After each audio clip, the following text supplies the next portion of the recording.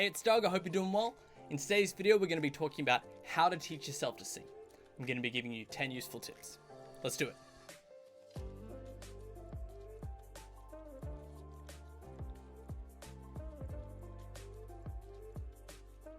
So let's just jump into it. So the first thing that I want you to understand is that I want you to learn from your own experience as much as possible and minimize the amount of time that you spend searching for answers on YouTube, Google, and in vocal forums, etc. The reason why I want you to learn from your own experience is because, number one, when you go to learn a song, for example, and you figure out all these things yourself, like, oh, I need to go louder in the chorus. Oh, I need to maybe open my mouth more when I sing, the verse of the song. All of these things are not wrong if they actually work and don't feel bad, right? So whatever positive experiences you have when you go to, say, learn your favorite song, you can keep all these, and no matter what people tell you online, you might have a comment saying like, oh, you should never have your mouth open when you sing the verse like that. If your experience with it is the complete opposite, I want you to trust that, because the problem with vocal advice in general, whether it be in person lessons or on the internet, etc., is that the advice might not necessarily be bad. It might not be wrong. But if you're not at a level where that's what you need, or if that advice is just not suitable for you personally, it doesn't mean the advice is necessarily bad. It just means that it's not what you need. So you need to be very careful when you go for general singing advice. That's why doing lessons with a teacher makes sense, because you get personalized advice. Make sense? So I would like to use the analogy of learning guitar versus learning to sing. So if you grabbed a guitar and you've never played it before, if you go online, usually the first thing you do is learn how to play the basic 4 chords, right? G, C, D, E minor, something like that. The thing is, anyone can learn that if you're all starting as a beginner, because the guitar is very standardized. It's tuned all the same. Generally, it's the same sort of shape, same sort of size. Everyone can just follow the instructions and do it. But the thing is with the sing voice is that, you have different vocal types. You have obviously different genetics, the male and female voices. There's differences. So it's very hard for someone to follow very generalized advice. So if your experience is really positive and you can note what's working, just keep going down that route and trust that, intuitively what you're doing is correct if you kind of sense that it's correct. I don't want you to get confused where, you might make really good progress singing loudly, for example, and then you see somebody online say you should never sing loud. Just because someone has a certain piece of advice doesn't mean you should instantly, drop everything you're doing and listen to them. Just trust what's working for yourself. If in the future a teacher helps you out and tells you, using this example, oh, you're singing too loud, then obviously you probably want to listen to them because, they're the teacher, not just a random person. But if you're trying to teach yourself, just trust yourself as much as possible. Okay. The next thing that I want you to understand is that I want you to know exactly what you want to get out of your voice. This might sound kind of obvious, but, you kind of got to work out what you want. Like, do you want to sing higher? Are you looking to just sound the best? Are you looking to develop a smooth and beautiful vibrato, etc.? It might sound very basic what I just said, but the thing is, if you don't identify what you want, it's kind of going to reflect on how you practice. And your training mechanisms and the exercise that you do are all going to change, right? So if you're trying to expand your range, you need to be doing the right stuff, which obviously expands your range. So you're going to be doing exercises which allow you to stretch up the voice, okay? Whereas if you're just trying to develop your vibrato, there might be certain exercises that you do to get your voice to open up and freely shake, etc. So that might sound very basic, but if you're just jumping into singing with the idea that like, I just want to improve, you might want to think about that just a little bit more. All right. Okay. So number 3, I want you to sing a lot of different types of songs and a lot of different songs. And then I want you to become aware of where the songs are sitting best. So for example, say you learn 10 songs, you might find that 3 or 4 of them just sit in a really great spot. You should identify that and work out maybe if that the right key for your voice right now. There might be certain songs that just sit right, and I would say just focus on that. So even if you want to get, certain songs that you're working on to a higher pitch in the future, I think it would be very useful for you to work out where your voice is sitting right now and working well, so that if you do need to learn a song, or if you do just want to, add a new song to your repertoire, you can do that with the knowledge of, oh, my songs generally work when I sing in this key, for example. All right, so that's another piece of advice I want you to take into account. So this one's not really technical. It's more psychological, but I think it's very important nonetheless. I want you to ignore other people's opinions if they're trying to bring you down and say that you can't obviously learn to sing, because obviously it's going to hurt your confidence and it's going to hurt in the moment. But I don't want you to ever believe that that's true. You can actually look online on YouTube, and I'm sure you have, and see examples of people who have improved their voice, transformed their voice, and even professional singers who have really improved their voice. So if you believe, the naysayers who might tell you can't improve, just try to look for evidence that, obviously disproves their point, because it's just not true. You can learn to sing. You can improve your voice. Okay, so number 5. If something was working in the past and then you suddenly change it and it stops working, make sure that you go back and do what you were doing when it was working. Okay, so what I mean by that is, let's just say you're trying to sing into your high range and suddenly you realize, oh, if I put a lot of power in my voice, not so much power that it hurts, but I sing with so much strength, my high range just opens up. And then you read online, oh, actually you need to go very quiet to sing into your high range. Just an example. And you start doing that and you start really messing up. Okay. Just go back to what was working before. So it's almost like when you're trying to teach yourself to sing, you might have a goal here and you might work out intuitively how to get halfway there. Then you follow someone else's advice and you go back to 0. Since you're not working with a teacher, I would recommend you just keep going back to what was working. Because even if you don't get 100% of the way there, 50 or 60% of the way there is actually still much better than, completely flopping and completely losing what you were building before. So I really feel that, if something was working in the past, try not to mess with it. Just try to focus in on that and just keep doing it. All right. Number 6. So in your quest to improve your vocal technique and the sound of your voice and your range, etc., do not forget about the pitch and rhythm when it comes to singing the songs that you want to sing. I truly feel that if you do not sing in pitch or if you sing off rhythm, these are the first things that people hear, like random people hear, not singers, not musicians, will hear and be like, oh, something's off with his singing, okay? I actually think even if your tone is not that good and you sing in very good pitch and very good rhythm, meaning you actually sing quite musical, it doesn't even sound that bad, to be honest. It actually can sound pretty good. So I would say that do not forget about the pitch and rhythm when it comes to learning your songs. Don't focus so much on getting the voice to sound awesome that you throw that out, because the pitch and rhythm are it's probably more important, like I just said, than obviously the vocal tone. All right, number 7. I want you to understand that there are going to be things that you do when you practice, okay, in your practice sessions, that you might not necessarily do when you have the song polished, okay? So an example of that would be, when you're practicing, it might be very useful for you to have your mouth open like this. Like stretch that open. E, ah, a. But when you go to sing the song, you actually might sing it with more of a closed mouth like this. E, a, ah. Okay? What I'm trying to make you understand is that just because you practice something a certain way doesn't mean that that's the finished result. Okay? I see that a lot.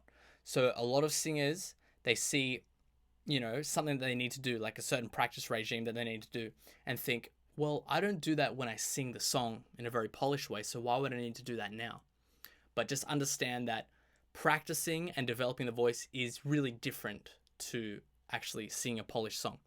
There are certain steps that you might need to take first off that once you gain the skills and experience of, when you go to sing the polished performance, you might not necessarily need to incorporate that as much anymore. So just understand that. Okay, number 8. So I want you to understand that singing, especially intense singing, requires effort from the body. Okay? You might feel pressure in the belly, even pressure in the throat. Not a pain, but pressure. Okay? And I want you to understand that that's normal. There's some kind of misguided advice thrown around on the internet a lot, saying like singing needs to be absolutely effortless, but it's not my experience when you sing intense music. And I'm going to go out and say that it will never really work unless there is some sort of effort if the songs are quite difficult, right? Require a lot of support and energy. If you're singing very, very soft songs, maybe, yes, then the voice is not very engaged. But just understand that if you feel like you've got a lot of pressure in the belly, even pressure in the throat, not pain, but pressure, it's probably not wrong if that's the sort of style that you're singing. If it does hurt, then you are doing something wrong. But I'm just trying to say, do not be scared of a bit of effort and a bit of pressure that might build up in the body. That's normal. Okay. Number 9. I've said this before, I want you to try getting your voice to work reliably in the songs, in a clean voice without distortion or anything like that, before you tackle riffs and runs, gritting it up, putting any sort of strange vocal twang that you might think is cool. Not necessarily strange, but it's very stylistic sort of whiny sounds and things like that. Get your voice working in a very consistent, reliable way first, okay? So to the point where if someone asks you to sing the whole song, you could do it. Because when you start adding the icing on the cake, to your sound, the extra 10% to the sound that really makes it shine through, it can really mess up the other 90%. So just make sure you've got your voice working reliably in a nice, clean, strong sound first. Okay, and the last point, you probably are going to end up needing a teacher or a course to train with. All right? Even the people that I know that are mainly self-taught still had to do a few lessons here and there or study with different courses, etc. Okay? The reason is because singing is quite complicated, okay? I actually think you can learn to sing yourself, but depending on how much you need to fix, okay, there is always going to be probably more you need to solve. And I just don't think it's like a bass or guitar, because in my experience, you can get pretty good at those instruments teaching yourself. Maybe it's easier to learn, but still difficult to master. And singing isn't really that easy to master if you've got a lot of issues going on, okay? And again, it really comes back to the fact that everybody's got their own individual problems. Whereas with guitar and bass, or acoustic guitar, whatever, it's kind of step by step. You know what I mean? Like, it's very much like if you can't press your fingers down hard enough, you just need to repetitively do that. But with singing, if you can't get your voice to make a certain high note, it might not be as simple as, oh, just go louder, or, oh, just put support in your stomach. There might be 7 different things you got to fix to be able to do that. So singing is quite complicated in that sense. Okay. Another piece of advice when it comes to going to learn from a teacher or doing it with a course is that the experience that you can gain from teaching yourself, even for a year or 2, is going to be really invaluable, because when you finally go to that teacher or when you approach that singing course, you're going to have really specific questions that you need answered, like this.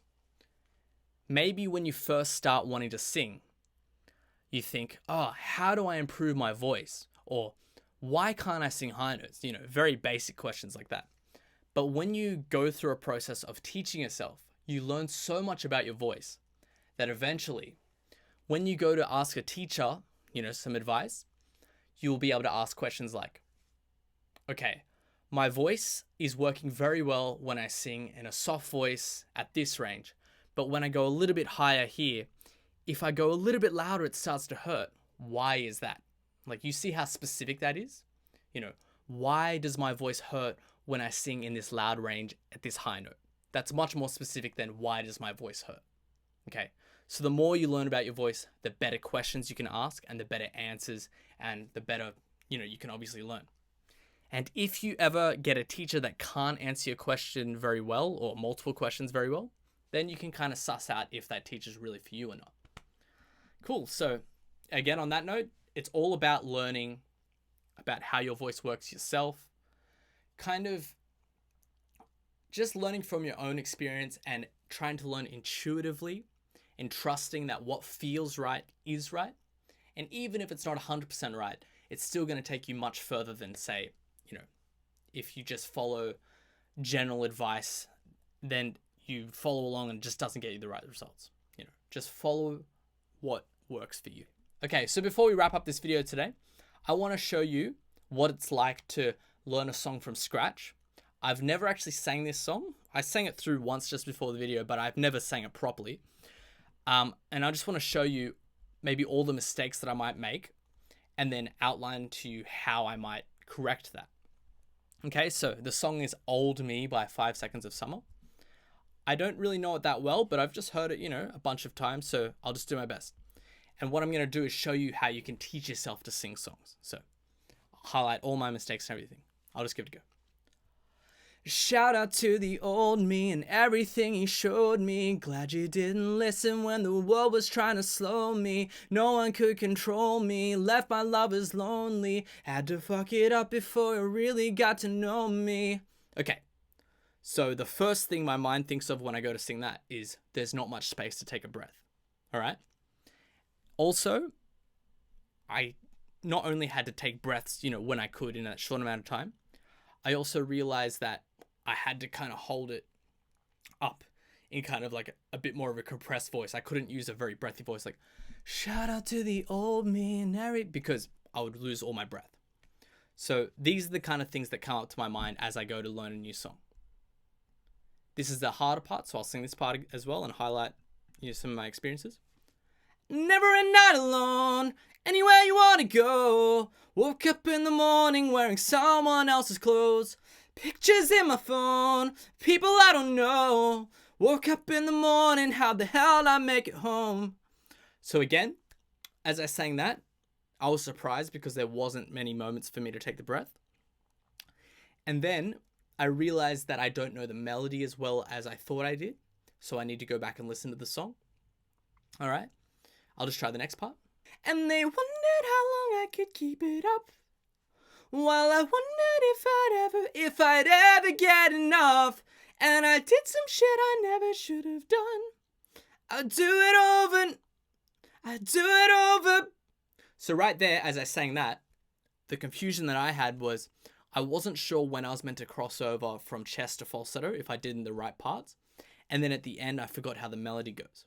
So what that shows me is, okay, obviously I need to listen to the song more. I need to be prepared that this song has a lot of falsetto to chest voice stuff, and it makes me want to obviously focus on improving my falsetto, getting that to sound better, and also I want to improve my transition from chest to falsetto.